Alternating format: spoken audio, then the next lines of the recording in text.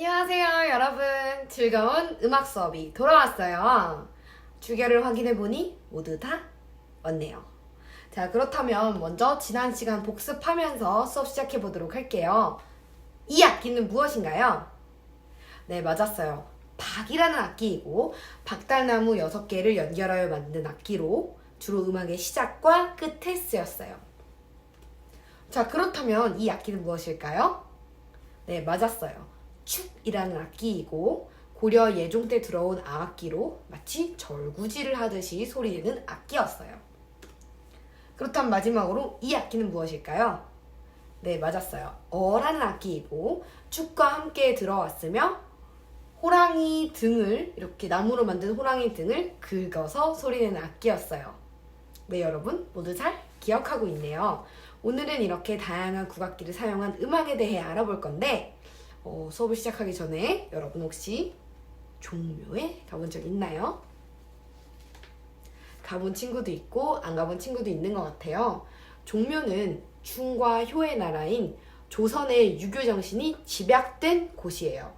역대 왕들에게 제사를 지내는 조선 유교의 정신이 집약된 곳인데 여기서 종묘는 절대 걸으면 안 되는 곳이 있어요.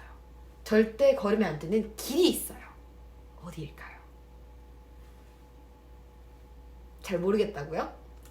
자, 서쪽은 세자가 걸었고 동쪽은 임금, 왕이 걸었다고 해요. 그렇다면 이 가운데 길은 누가 걷는 길이었을까요? 바로 실로라고 해서 조상신이 다니던 길이었다고 해요.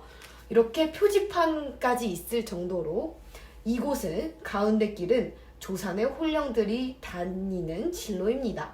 의미를 존중하여 보행을 자제하여 주시기 바랍니다. 이런 표지판이 있을 정도로 가운데 길은 조상신이 다니던 길이에요. 참으로 신기하죠? 오늘은 이곳 종묘에서 행해지는 제사음악인 종묘 제례악에 대해 알아보도록 하겠습니다. 자, 그렇다면 우리 다 같이 학습목표 읽고 시작할까요? 종묘 제례악의 역사적 음악적 가치를 이해하고 설명할 수 있다. 종묘 제례악의 가무를 이해하고 설명할 수 있다. 자, 그럼 우리 본격적으로 수업을 시작해 보도록 하겠습니다. 자, 다음 읽기 자료는 세종이 종묘 제례를 마치고 돌아오는 길에 이조판서에게 이야기한 내용을 각색한 읽기 자료예요. 어떻게 우리나라 종묘 제례악이 탄생했는지 유추해보며 한번 다음 읽기 자료를 읽어볼까요? 어느 날 세종대왕은 종묘 제례를 마치고 돌아오는 길에 이조판서 허조에게 못마땅한 듯 이야기했습니다. 이조판서, 우리는 평소 우리 음악인 향악을 듣고 익혀오지 않소. 헌데 조상들에게 종묘 제례를 지내는데 먼저 당악으로 연주하다가 제례를 거의 마지막 부분인 종원에 가서의 향악을 연주하는 것에 관해 어떻게 생각하시오? 이것을 맹사성과 함께 논의해봤으면 좋겠소. 그 후 세종대왕은 나랏일을 돌보다가 신하들에게 이렇게 다시 이야기했습니다. 중국 사람들의 제사에서 중국의 음악을 쓰는 것은 평소 익숙하게 들었을 것이므로 제사에 연주하여도 괜찮을 것이요. 그런데 하면 우리가 모든 제례에서 중국의 음악인 악을 연주하는 것이 과연 마땅한 일이요? 우리 조상들이 살아서는 향악을 듣고 죽어서는 악을 듣게 되는 것이 과연 맞는 일인지 의문이요. 라고 세종대왕께서 말씀을 하셨다고 해요. 자, 여러분 읽기 자료를 보니까 세종 때는 제사에서 어느 음악을 썼다고 했나요? 네, 맞아요. 중국의 음악을 썼다고 나와 있죠. 우리 조상들에게 제사를 지내는데 주로 중국의 악을 썼었어요. 이를 못마땅하게 여긴 세종은 우리 고유의 음악을 바탕으로 종묘 제례악을 만들었습니다.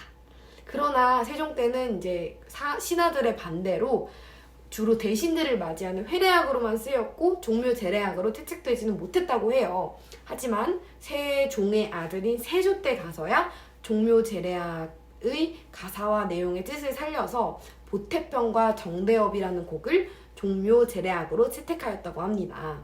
자, 그럼 우리 모두 교과서 111페이지를 펴고 아래 만화를 한번 살펴볼까요? 음악의 재능이 뛰어났던 세종대왕은 보태평과 정대업을 만들어 연례악으로 사용하였다. 그리고 평소 제사음악에 중국 음악이 사용되는 것을 안타까워하였다.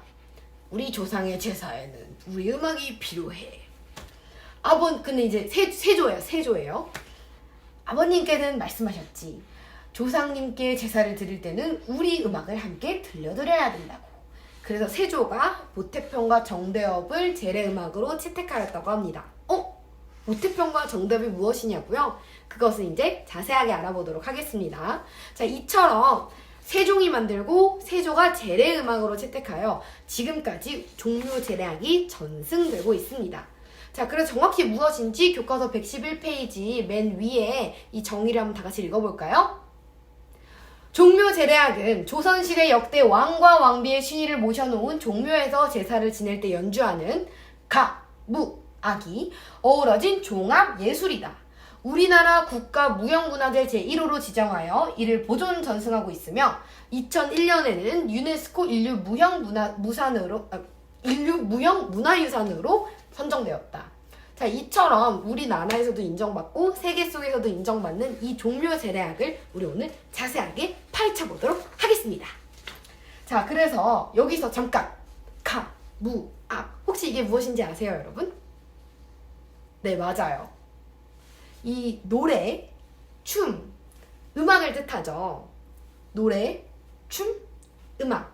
이처럼 종묘 제례악은 음악만 있는 것이 아니라 음악도 있고 노래도 있고 춤도 함께 어우러진 종합 예술이에요. 그래서 우리 오늘은 종묘 제례악의 악하무에 대해 자세히 살펴보도록 하겠습니다. 종묘 제례악은 의식의 절차에 따라 여기 대돌을 기준으로 크게 두 가지로 나누어서 연주를 하는데요. 대돌 위에서 연주하는 등가가 있고 대돌 아래에서 연주하는 헌가가 있습니다.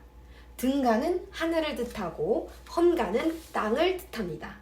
자, 종묘 제례악의 사례를 한번 살펴보면 자, 여기 보면 위치가 헌가 등가 헌가 등가 헌가 등가 뭐 이런 식으로 계속 번갈아 가면서 나오는 것이 보이죠? 이게 왜 그런지 한번 살펴보도록 할게요. 먼저 첫 번째 절차를 살펴보면 영신이란 절차가 있는데 이게 무엇이냐? 의식 절차, 신을 불러들이는 절차예요. 영신은. 신은 어디에서 오죠? 네, 맞습니다. 저 문 밖에서 오죠? 그러니까 우리 신을 맞이해야 돼요. 신을 맞이해야 되니까 우리 일단은 문 밖에서 오는 이 신을 맞이하기 위해 마당으로 내려갑니다. 그래서 땅인 어디서 연주해요? 헌가에서 연주합니다. 자, 그 다음에 의식은 전패로 패백을 드리는 의식 절차라고 써 있는데요. 이는 이제 우리가 절을 드리는 거예요. 이제 신이 들어왔어. 이제 절을 드려야 돼. 이제는 땅이 아니고 우리 위로 모십시다. 등가에서 절을 드립니다. 자, 세 번째는 진찬, 찬을 드리는 음식을 대접하는 의식 절차예요. 자, 이제 조상님들의 이제 음식을 이제 대접을 해야 되기 때문에 문 밖에서 이제 음식을 갖고 들어옵니다. 그렇기 때문에 이제 문 밖에서 들어오는 것을 이제 음식을 갖고 와서 이제 드리기 위해 밑으로 내려가요. 헌가, 땅에서 연주합니다. 이렇게 조상들의 지혜가 담겨 있는 의식 절차인 것을 알 수 있었어요. 그래서 이처럼 등가와 헌가로 나눌 수 있는데 대돌 위에서 연주하는 등가와 대돌 아래에서 연주하는 헌가로 각각 나눌 수 있습니다. 그래서 교과서 111페이지 활동 2의 영신휘문의 내용을 보면 여러 조상들의 은덕이 우리 후손들을 열어주셨도다.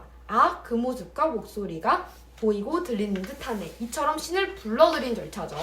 마당 밖에서 오는 이 신을 불러들이니까 마당으로 내려가서 헌가에서 연주한다. 이것이 특징입니다. 자, 그리고 종묘 제례악의 또 하나 인상적인 특징은 음악의 시작과 끝에 있습니다. 자, 먼저 시작 부분의 영상을 보여줄 테니 여러분 특징을 한번 찾아보세요.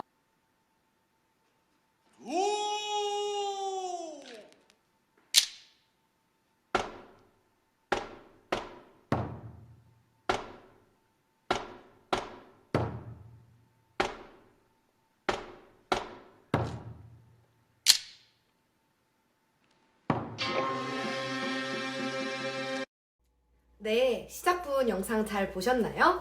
자, 그렇다면 이 시작 부분에는 어떠한 특징이 있었나요? 네, 맞았어요. 어떤 사람이 나와서 듀오라고 이야기를 했고 박이 보였어요. 축이 보였어요.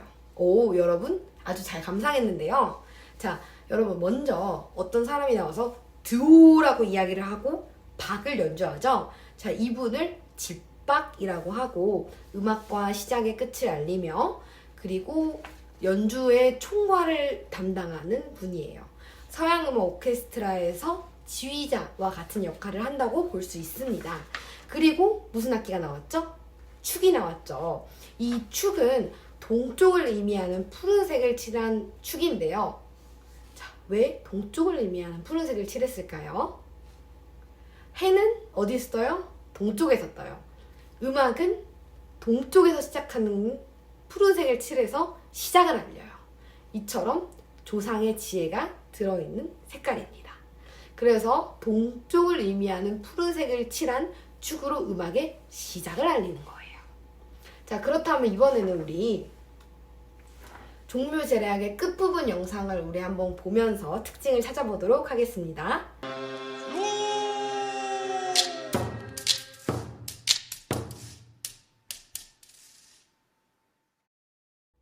네, 여러분 모두 다 잘 감상하였나요? 자, 어떤 특징이 있었죠? 네, 이번엔 지오라고 이야기를 했고 어가 보였어요. 축이 없었어요. 네, 맞아요. 자, 먼저 집박이 나와서 지오라고 하고 그 다음에 축 대신 어가 나와요. 여러분, 어는 무슨 색깔이었나요? 흰색이었어요. 흰색은 어느 쪽을 의미할까요? 동서남북 중에. 맞았어요. 서쪽이에요. 동쪽에서 해가 뜨고 서쪽에서 해가 지죠. 이처럼 음악의 시작은 동쪽에 푸른색을 칠한 축이 시작을 하고 서쪽을 의미하는 흰색을 칠한 어가 끝마칩니다. 이렇게 조상들의 지혜가 담겨있는 종묘제례악의 시작과 끝이었어요. 이 시작과 끝을 조금 더 전문적인 용어로 이야기하면 음악의 시작, 음악의 시작, 악작, 음악의 시작을 악작이라고 하고요. 그 다음에 음악의 종지, 악지를 이제 음악의 끝이라고 이야기를 합니다. 이 악작과 악지의 특징을 굉장히 잘 담은 동영상이 있어서 여러분 우리 그거 한번 같이 보도록 하겠습니다. 보실게요.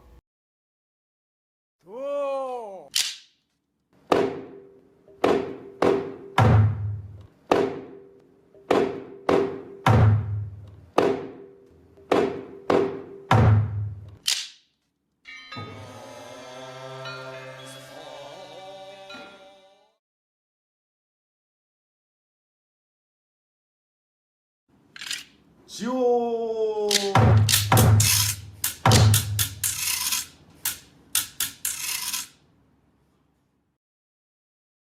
악작과 악지는 종묘제례악이 진행되는 동안 변형이 되는데 그래도 여러분 기억해 줘야 될 게 축은 시작한 악기, 어는 끝나는 악기 기억해 주세요.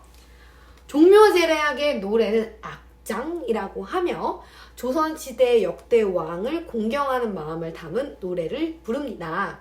자, 종묘제례악은 선왕의 문덕을 기린 보태평과 무공을 기린 정대업으로 나눌 수 있는데요. 여기서 문덕은 무엇이라고 하냐? 학식이나 지식을 의미하고 무공은 무술이나 기술을 의미합니다. 자, 종묘제례악의 춤은 일무라고 이야기를 하는데요. 이것을 8일무라고도 이야기를 합니다. 왜냐면 8명씩 8줄을 서서 추는 춤이기 때문인데요. 자, 문덕을 칭송하는 문무는 보태평에 맞춰 추는 춤이고 무공을 칭송하는 무무는 정대업에 맞춰 추는 춤입니다. 자, 여러분 그러면은 정리를 하면 아까 우리 노래에서는 보태평과 정대업으로 나눌 수 있었는데요. 보태평은 이제 학식이나 지식을 우리 칭송하는 내용이었고 정대업은 이제 기술이나 무술을 칭송하는 음악이었어요. 그럼 이거에 맞춰 추는 춤이 있어요. 보태평에는 문덕을 칭송하는 문무를 추고 정대업에서는 무공을 칭송하는 무무를 춥니다. 자, 근데 여기서는 특징이 있는데 문무는 왼손에는 약을, 오른손에는 적을 두고 춥니다. 약과 적이 무엇이냐고요? 먼저 오른손에 들고 하는 적은 나무에 꽝털을 달아 장식하여 평화와 질서를 상징하는 것이고요. 약은 대나무로 만들어졌으며 세로로 부는 악기입니다. 문무는 이제 학식이나 지식을 칭송하는 음악인 보태평에 맞춰 추는 춤이라고 했죠. 그러니까 좀 특징이 있는데 비교적 조금 움직임이 느리고 경건한 자세를 취하는 것이 특징입니다. 자, 그리고 그 다음은 무무인데요. 앞에 네 줄은 목검, 뒤에 네 줄은 목창을 들고 춤을 춥니다. 무무는 이제 문무랑 다르게 손에 쥔 칼을 들어 내리치는 신용을 하기도 하고 칼을 든 손을 어깨까지 들어 올리기도 하면서 조금 장중한 그런 느낌이 납니다. 문무와 무무도 춤 사이에서도 약간 다르다는 거 알아주시면 좋을 것 같고요. 자, 그럼 마지막으로 악장의 가사와 일무에 우리 집중을 해서 보태평과 정대협을 한번 보도록 할게요. 자, 보태평을 이제 볼 때는 우리 지식과 그런 학식을 칭송하는 내용이었고 경건한 자세로 좀 느리게 춤을 추는 문무가 있었어요. 그리고 적과 약을 손에 들고 춤을 춘다고 했습니다. 그리고 정대협을 볼 때는 기술이나 무술을 이제 칭송하는 음악이기 때문에 춤은 무무를 추고요. 앞 네 줄은 목검, 뒤 네 줄은 목창이고 춤 사위는 조금 이렇게 정말 이렇게 무술을 하는 듯한 그런 모습이 있었다고 이야기를 했습니다. 자, 그럼 이거를 우리 직접 감상을 해보면서 특징을 한번 찾아볼게요.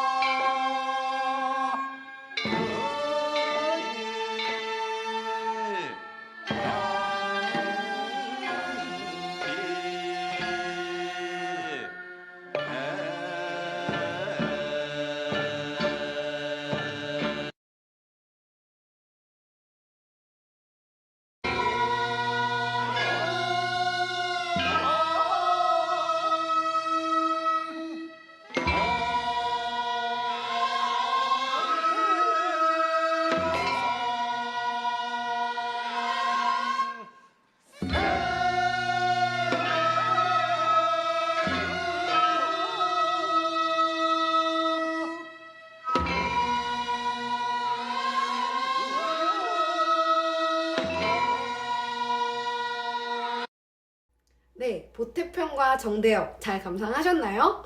보태평과 정대협의 가사 내용과 그리고 문무와 무무의 특징을 잘 살펴보셨을 것 같아요. 자, 우리 이제 마지막으로 수업 내용을 정리하는 퀴즈를 풀어보면서 마무리해보도록 하겠습니다. 자, 먼저 첫 번째. 종묘제례악은 조선시대 역대 왕과 왕비의 위패를 모신 종묘에서 제례를 드릴 때 연주하는 음악으로 언제 만들어졌다고요? 세종? 바로 세종 때 만들어졌죠. 세종 때 만들어졌고 세종의 아들인 세조가 종묘제례악으로 채택을 하였다.